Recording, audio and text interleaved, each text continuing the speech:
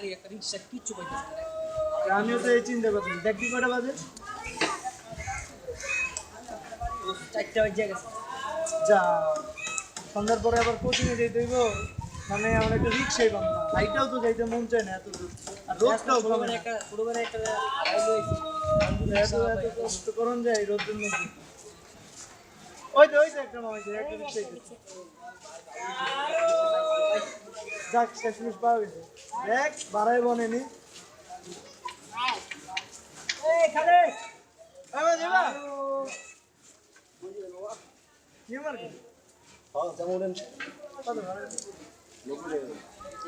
নব্বই টাকা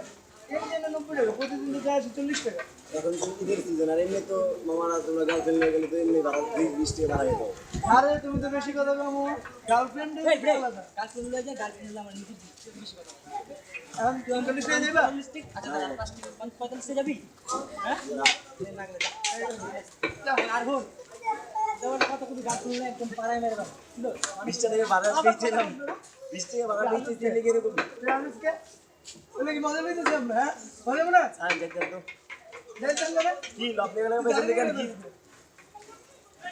ডিস্টার্ব কর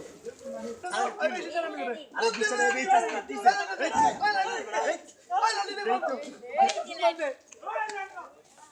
ওই বাদিউরা ওই বাবা না ওই গরিব মানুষ 20 টাকা তো